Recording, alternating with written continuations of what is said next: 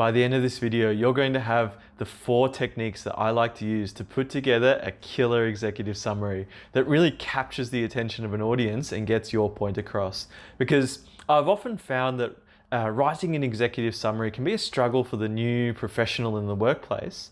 And I want to help, if you're in that situation, I want to help you with some great techniques that I've used to summarize reports or proposals or business plans in the past that will help you put together a killer executive summary, getting that point across, because that's really the point of writing something, is to get your point across. So follow along in this video and we'll go through those 4 things. My name's Chris and this is Engineered Upgrade. So the very first thing that I like to do in an executive summary is just to bear in mind left first. So this is a writing technique that I like to use where you put the most important information at the left-hand side, the start of the sentence. So to rewrite your sentence where within the first few words, you've captured what the essence of the sentence and the paragraph is about. So I've got on the screen here some little hinted drawings that I like to use. I've often found these things are too complicated and I've tried to make it simple by hand drawing everything rather than making some complicated procedure, because what we're really here to do is to make this simple and to then think about, okay, well, let's put the important information at the start of each sentence and at the start of the paragraph as well. And then it gives the reader the chance to understand your point and then decide for themselves if they want to continue reading the paragraph. And particularly, imagine you're selling this report to a busy executive, to someone who's only got 30 seconds to get the point of your document. Then they are intrigued by that first part of a sentence and they can continue reading on. So imagine you're giving a report to the busy executive, sat in his office and he starts flicking through it. If all the executive has to do is flick through and read the start of say each sentence of your paragraph on those first 2 pages, and they understand what you're trying to say, then they might be intrigued enough to read further, or they might simply understand your point entirely. And that's the option we're trying to give people by keeping all the important information on the left, so that as they start to read each paragraph, they get the important information and then they can move on to the next paragraph. And this trick works with headings as well, where a heading can capture the full information and then the paragraph is following up information afterwards. So linked in with this is to draw, the second technique I like to use is to draw the reader through the executive summary using formatting. So in the body of the report, I'll tend to be quite conservative on the formatting, but in the executive summary, particularly the use of bold text. If that left, and don't do this for every paragraph, but if it's a particularly important paragraph and that information on the left at the start of the sentence is key to the overall message of your report, then I'll put it in bold. Just that first sentence. If that first sentence captures, and that first sentence should capture something, a key piece of information from your report, a key piece of your message, whatever message you're trying to get across in your report, then I'll put that in bold. And by doing that every now and then throughout the executive summary, it will draw the executive's attention. Imagine that busy executive in the armchair flicking through your report. Then their attention's going to be drawn through the report by that selective use of bolding. And I usually like to see these things on the left-hand side. So even if that means rearranging the sentence or rearranging the paragraph to keep that key information on the left, then that's something that I find valuable in an executive summary.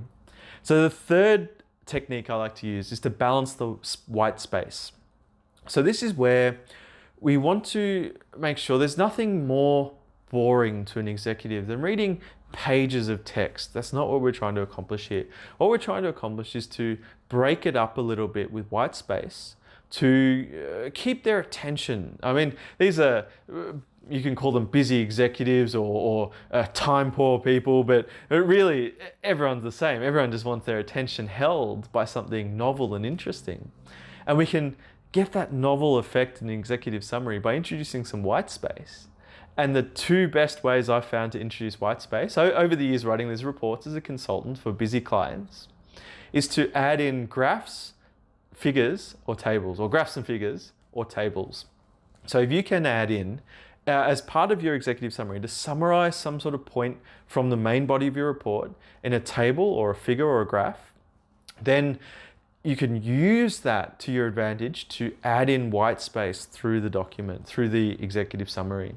So this is a good opportunity to look at your report and say, okay, well, anywhere we have a set of numbers, anywhere we have a list of things, we can summarize that in a table. We can summarize that in a graph or a figure, and that gives us the opportunity to add some white space into our executive summary. So when I say balance space, I'm talking about balancing the white space.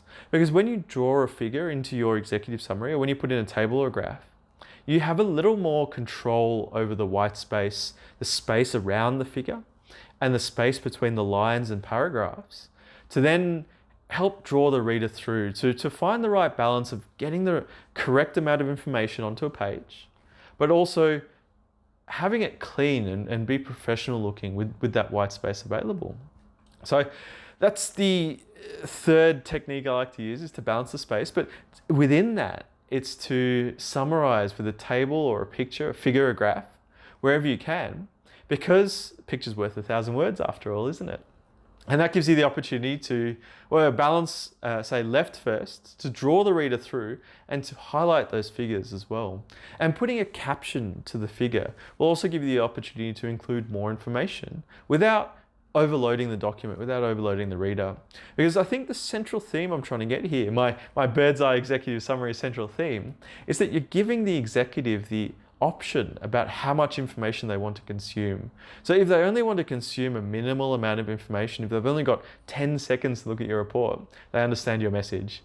If they've got 10 minutes to look at your report, they understand your message. If they read every single word in your report, they understand your message. And that's really what I'm trying to bring across here with this these techniques for an executive summary, is about giving the reader the option to explore in detail your message while understanding it regardless of how much detail they go into. So that the fourth technique here is to ensure the full coverage. So to look at whatever you're writing on, whatever your report is about, whether it be a project or a product or a business plan, or these are some of the reports that I've had to summarize this way. I'm a consultant, not an academic, but I'm sure it would work well there as well. Is to ensure the full coverage of your executive summary by looking at the sorts of things that I've got on the screen here. There are really 6 things you can look at. So the purpose of the report, why this report existed, why, whatever you're reporting on, why did that happen? So your purpose. Then how was it accomplished? What sort of steps? Whenever someone asks a how question, you want to see step by step. So sometimes that could be, this is a good opportunity for a flow chart. Putting in how you did something can be the good opportunity to put a flow chart into your report. And give the reader the option to see what steps are involved, to give that confidence to the why. Then the timeline. Is there some sort of time element that should be included here? Is there an urgency coming up? If it's a plan, then the timeline will capture what's going to happen in the future. If it's reporting on something that happened in the past, well then the timeline should be that sequence of events or key events that happen in your report. Now, depending on what sort of report that is, timeliness could be a few hours, timeliness could be over many years. But summarizing, including in your executive summary, some sort of acknowledgement of the time will help make sure it has this full coverage, to help make sure it's complete. Because like I said, this is about giving the reader the chance to understand some of the detail within your message. And typically your message will include a purpose. It will include how it's being executed or how it's been executed. It will include a timeline. It'll also include the team that's involved, the people that are involved here. Now, sometimes that is a team, sometimes it's just one person, but having an acknowledgement, and I say acknowledgement in the executive summary because sometimes these things aren't so important. If it was just you delivering the project, well, one sentence introducing yourself might be sufficient for the executive summary. If it was a team of highly qualified consultants, and this is the sort of thing I usually deal with, sometimes it's worthwhile to put a 2-sentence bio, a 2-sentence biography of each person on the team in the executive summary, because sometimes that's what's important to the executive that I'm giving the summary to. So then understanding the numbers as well. Often there could be a cost component here, or product is going to be the next one, but there could be a number of products that are being produced, or understanding how the numbers are changing over time, drawing some sort of graph. typically I've found every executive summary I've ever written can benefit from a graph. Well, I shouldn't say every. There are a few times where perhaps a flowchart or a timeline suits better than a graph. But any time that you see a lot of numbers inside your report, you have the opportunity to summarize those numbers in a graph or a table, and that summary belongs in the executive summary, because graphs are very easy for people to interpret. Just make sure that when you're drawing your graph that you're capturing that your graph still captures that message that you're trying to bring across. If you're interested in more about how to put graphs together, leave a comment below, because I'm planning on making a video like that if there's enough interest. So the last thing to look at is what your product is or what your project is, whatever you're reporting on, to consider that as the what. Make sure that you've covered what tasks are involved, or what project it is, or what products involved, what you're making, what you've done.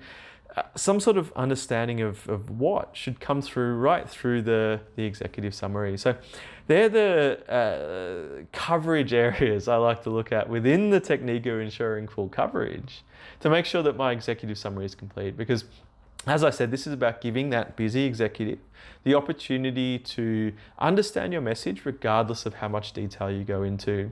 So if you found this video helpful, hit the like button, because it gives me an understanding of what sort of videos help you out. If you're an up and coming professional, please hit subscribe.